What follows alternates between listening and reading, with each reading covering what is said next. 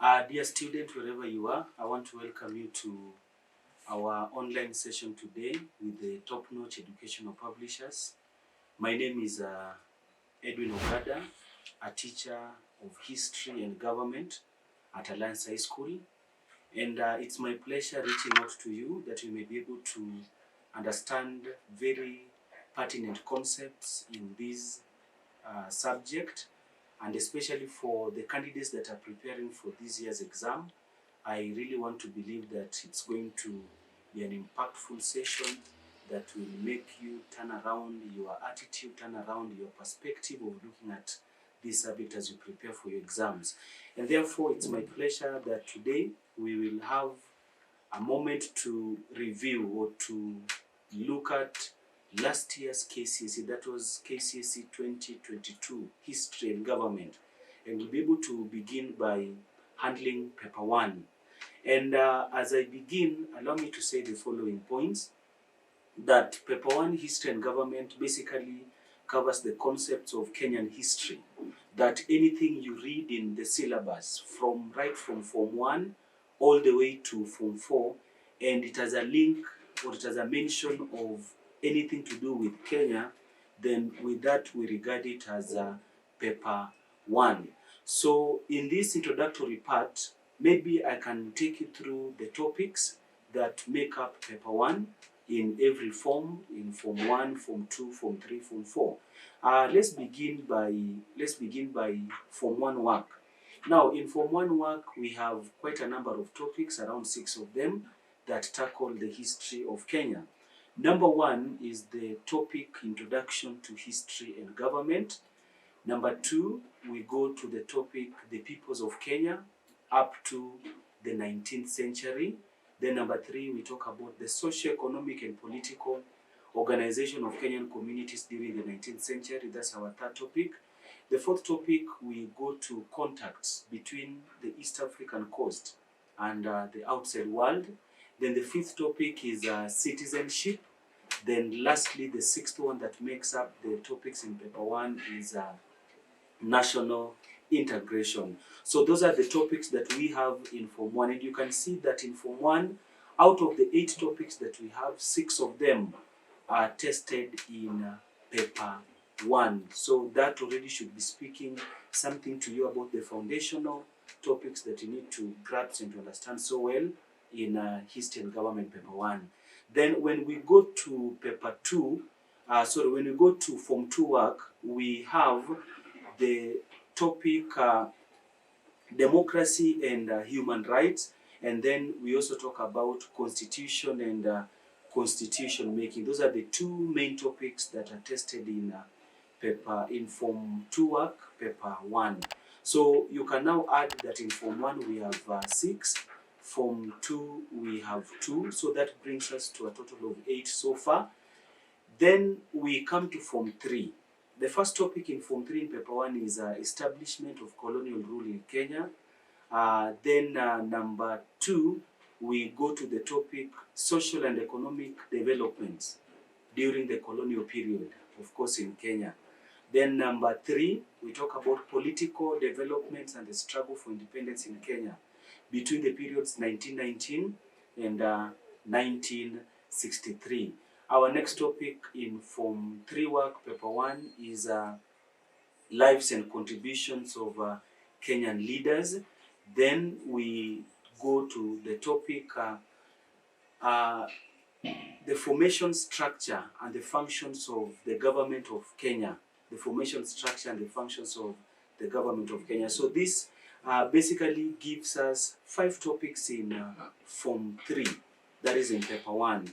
So you take the 5 plus the 8 in Form 1 and Form 2, that brings us to around 13 topics.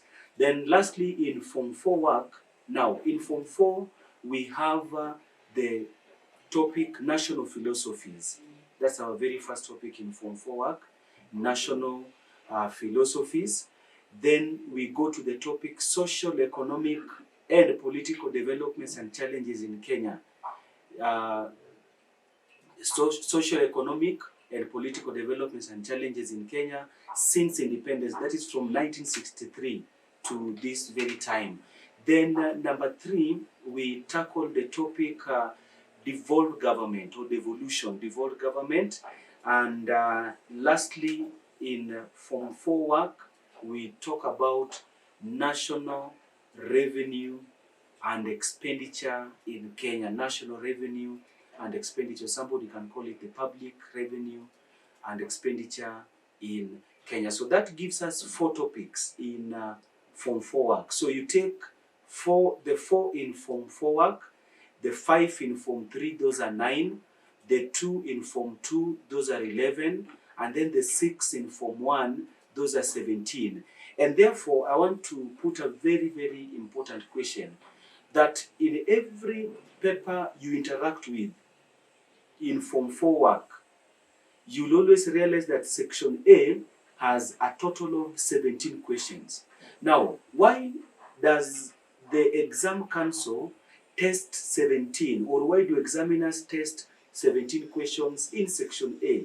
Remember, we have just looked at the total number of topics that we have in Paper 1, all the way from Form 1 up to Form 4, and they add up to 17. And therefore, that speaks volumes to you as a student and even as a teacher that is listening to me, that every single topic in that form, in that particular level that you are in, whether it is Form 1, Form 2, Form 3, Form 4, every single topic is very important, because normally what happens is that the paper must be well balanced, that at least we have a question from every topic. So of course you can tell that question 1 will definitely be from topic 1, Form 1 work. Question 17 will definitely be the last question, the last topic in Form 4 work, that is on public revenue and expenditure. So that is a good point to start from. Now, last year's KCSE, that is 2022, the general performance in this paper, that is the history and government, was quite a drop. And a number of schools registered negative deviations in terms of their mean scores. And we're going to look at this paper and see what were some of the areas that students were failing to get right as far as their answering of these questions is concerned. And therefore, I want to begin by looking at the question distribution. The question distribution in this paper, Paper 1. On your screen, you can see that table. This table has the column of the form, the section, Section A, Section B, Section C. Then we'll be able to see the total marks.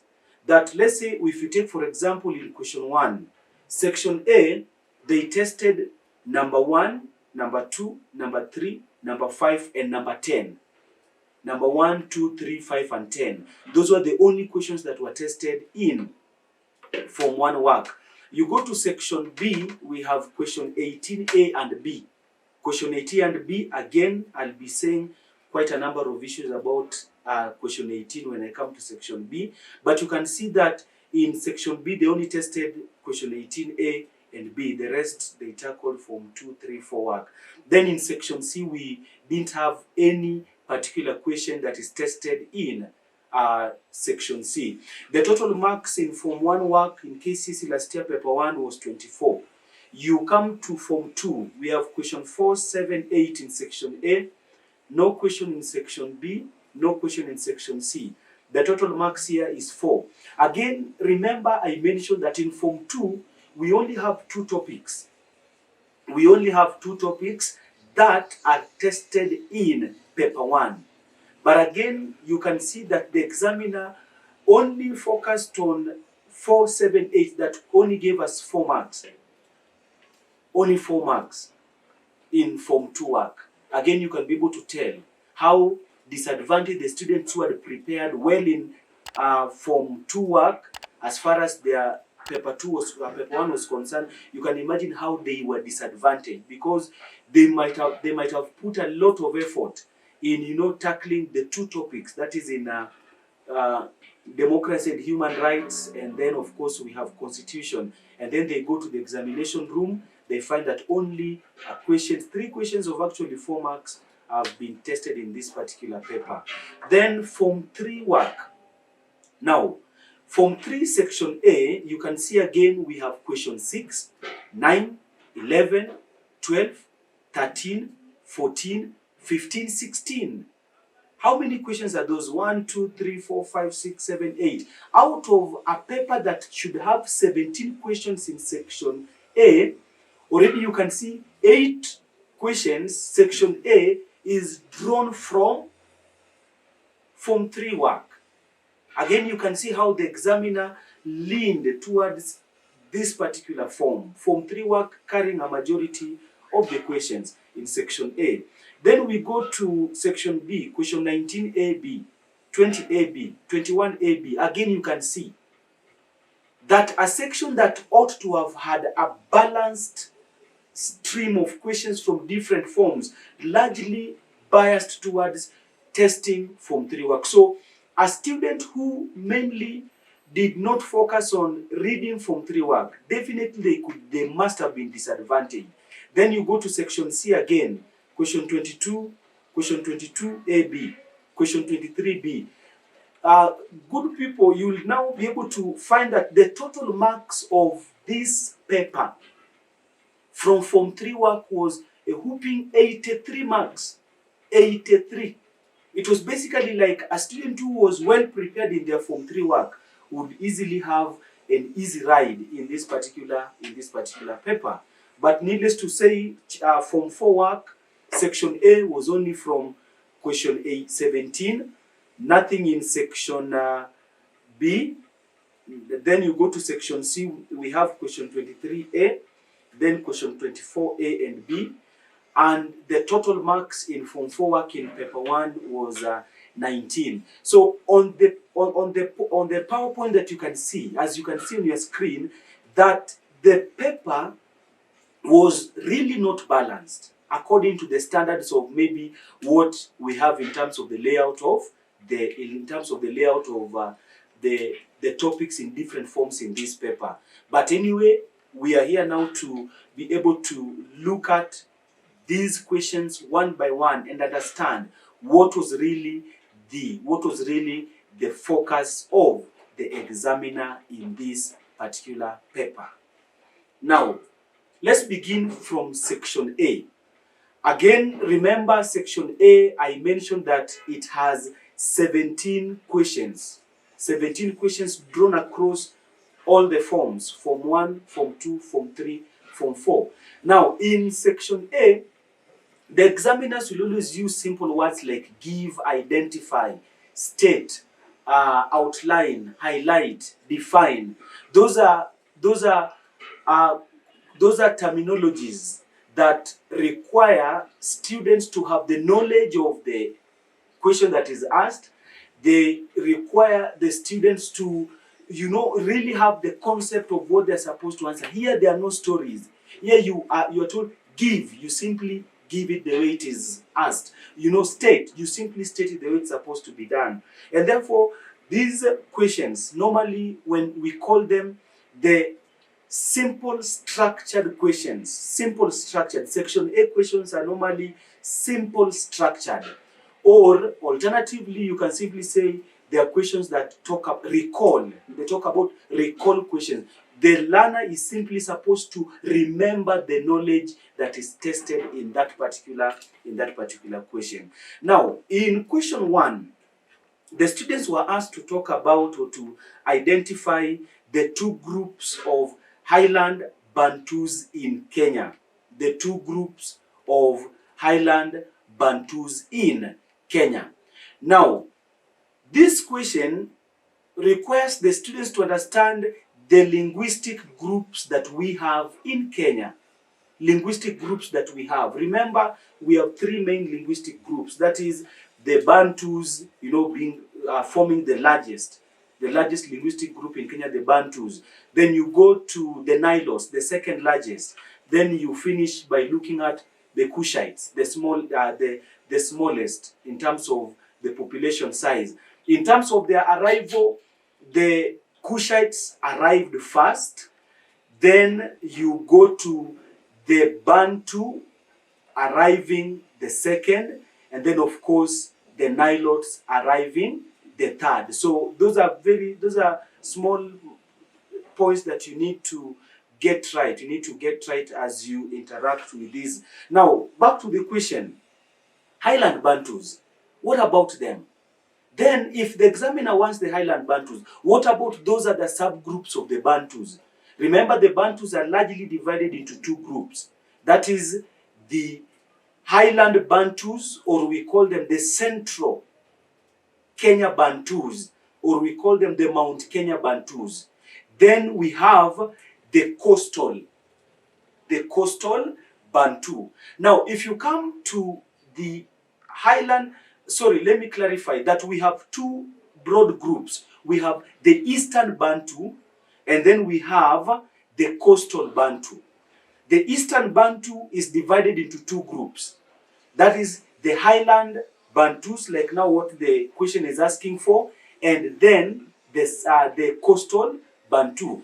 The Highland Bantu can also be called the Mount Kenya Bantu, or the Central Kenya Bantu.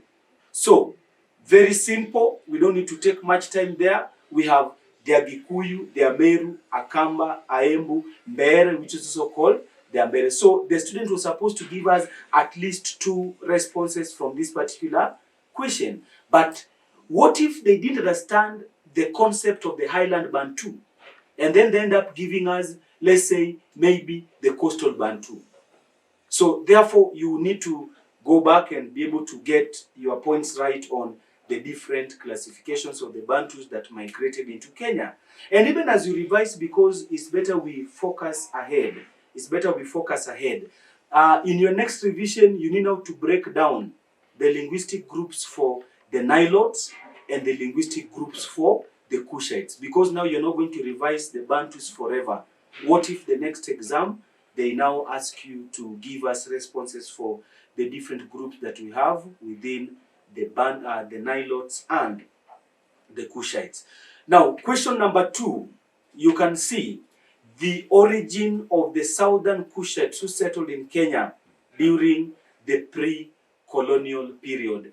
The origin of the southern Cushites who settled in Kenya during the pre-colonial period. And the answer was as simple as the Ethiopian highlands. Some of the responses that we were meeting across as we were marking, students were writing the Horn of Africa. The Horn of Africa. The Horn of Africa, for them, they meant that, or they knew that the Horn of Africa is simply Ethiopia. We also have Somali at the Horn of Africa. So when you tell us the Horn of Africa to mean Ethiopian highlands, that is not a correct response. So again, as you look at the various linguistic groups, you need to go and check. You need to go and check the origin or the original homelands of these different groups. And also, very, very importantly, you need also to know the dispersal area, the dispersal point of these communities. Number 3, functions of the Oloibon among the Maasai. Functions of the Oloibon among the Maasai. Remember, Oloibon was the title that was given to the political and the religious leaders of the Maasai community during the pre-colonial period. And the functions that the council asked last year were general functions. Remember, next time somebody will ask you to talk about the religious functions of the Oloibon or the political functions of the Oloibon. But in this case, it was an open question. An open question in the sense that you were to give us any of his functions and you score. The first point, a religious leader. And the point on religious leader is the same as offering prayers. Don't split. Those are the same. It's one and the same point. Then number 2, he was a political leader. A political leader is stroked with a unifying factor and also stroked with administering land to the people. So political leader, unifying factor, administration of land to the people. Again, those are the same points. Don't fall a victim of splitting those points into different points. Then he blessed the warriors before they went to war, and it's also struck with declaring war. He performed rituals to ward off calamities. Then he foretold the future as a prophet, or he was a prophet.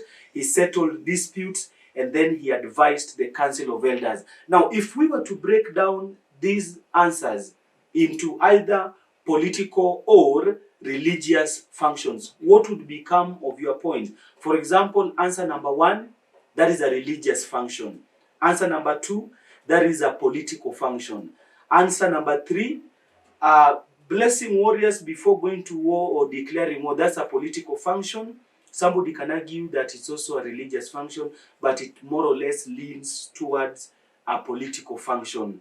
Then we have performing rituals to ward off calamities, that's of course a religious function. Foretelling the future or being a prophet is also religious function. Settling disputes could be both religious function or political function, but it more or less lies towards political function. Then, of course, advising the council of elders, that rests on the side of political function. So up to that point, we have looked at 3 questions. Question 1, 2, and now 3. We now go to question 4. Question 4, main purpose of the Bill of Rights in Kenya.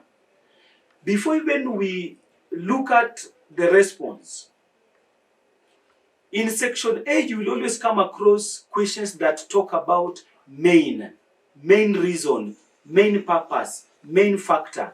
Now, when you are asked about a main point, your answer should only be 1.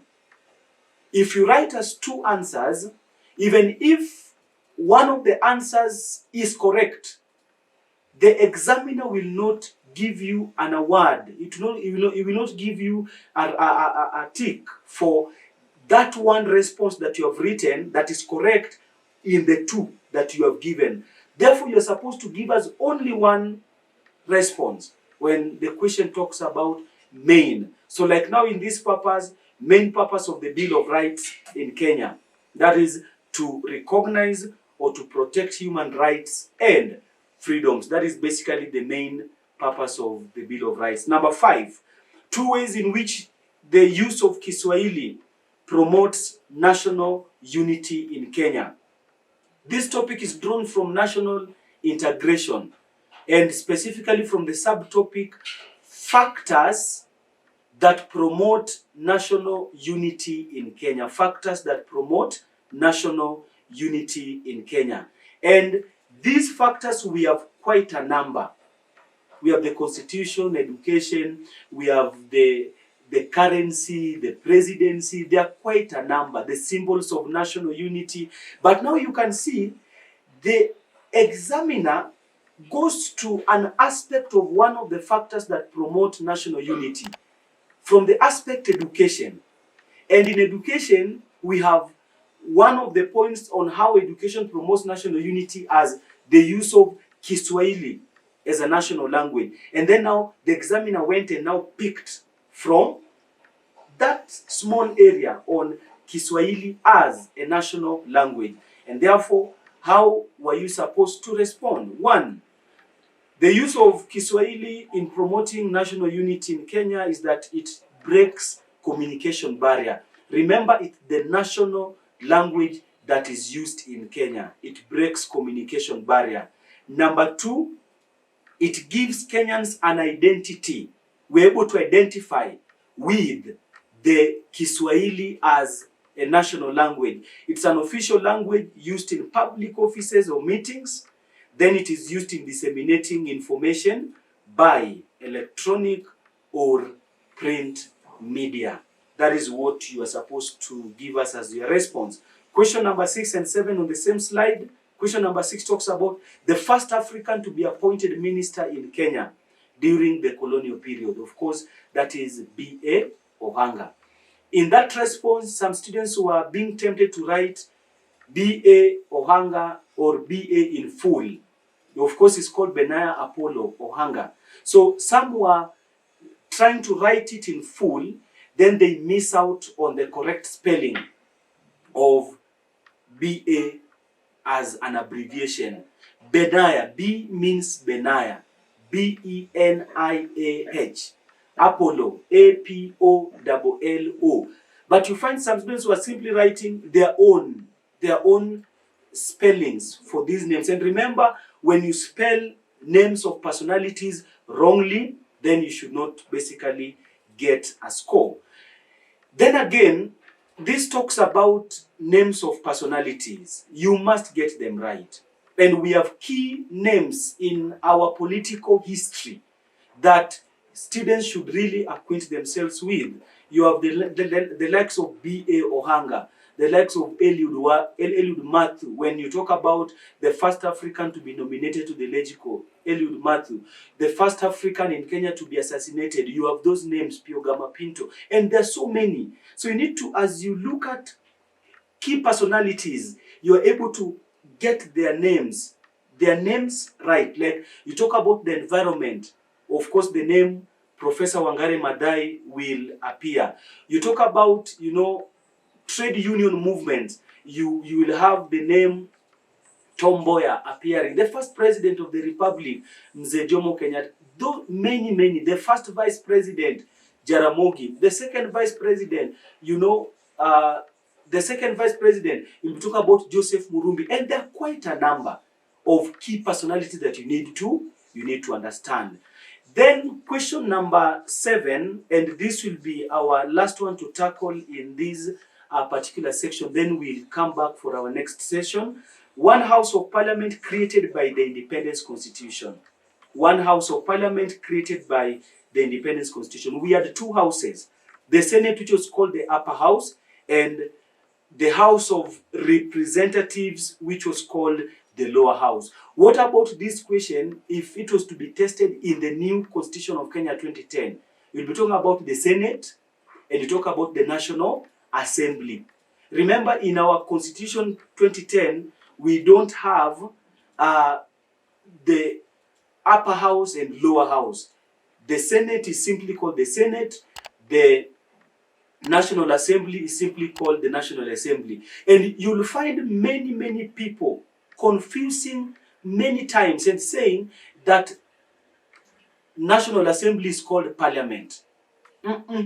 Parliament is the general terminology given to the legislature. The legislature of Kenya.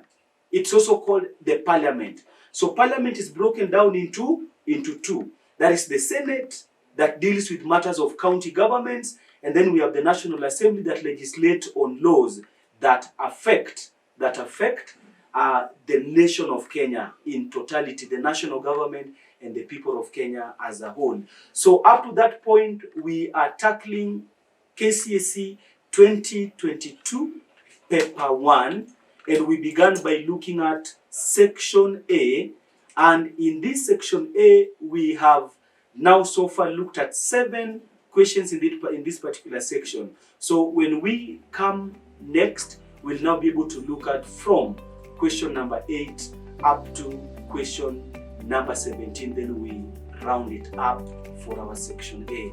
Otherwise, thank you. Keep on watching. Stay tuned.